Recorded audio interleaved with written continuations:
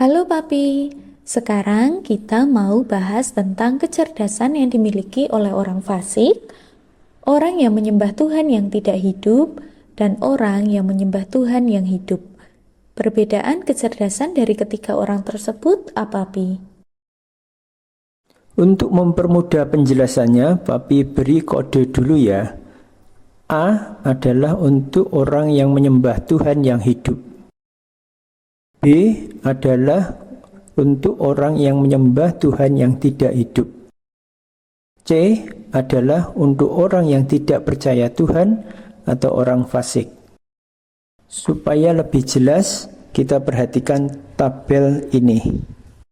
Paling atas ada Tuhan yang hidup. Sisi kanan atau A menghasilkan 9 buah roh, memiliki malaikat terang, memberikan kehendak bebasnya atau percaya kepada Tuhan yang hidup. Sisi kiri atau B menghasilkan 9 buah kedagingan, memiliki malaikat kegelapan, memberikan kehendak bebasnya atau percaya kepada Tuhan buatan tangan manusia. Sisi bawah atau C menjadi penentang Tuhan, memberikan kehendak bebasnya dengan mempercayai dirinya sendiri. Oh, jadi itu perbedaannya ya, Pi?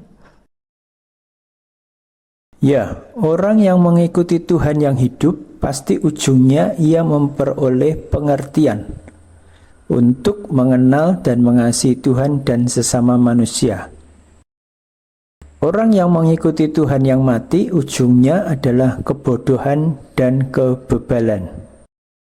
Sedangkan orang yang tidak percaya Tuhan atau orang fasik, ia akan menuhankan dan mengandalkan kecerdasannya sendiri.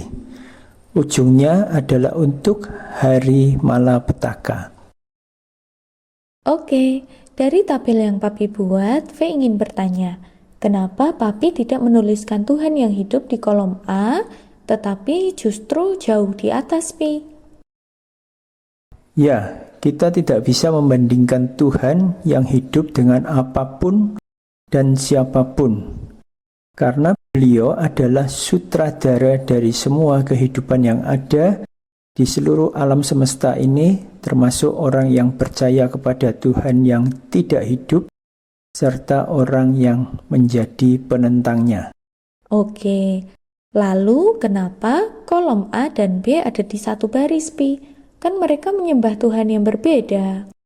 Sebenarnya manusia itu hanya dibagi menjadi dua, yaitu orang A dan B yang mempercayai adanya Tuhan, dan C, orang yang tidak mempercayai adanya Tuhan.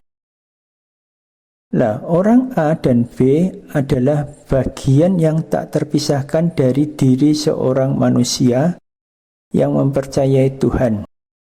Setiap kita pasti gabungan dari A dan B. Tidak mungkin kita bisa A saja atau B saja. Tinggal persentasenya saja yang berbeda-beda. Ada yang persentase sisi A-nya lebih banyak dan sisi B-nya lebih sedikit atau sebaliknya. Ya, Papi. Terus, apakah ada kolerasinya antara kecerdasan dan kesuksesan, Pi? Jika iya, menurut Papi, kita harus berada di sisi yang mana? Bukankah orang di semua sisi ini bisa sukses? Kita akan bahas di next video ya nak.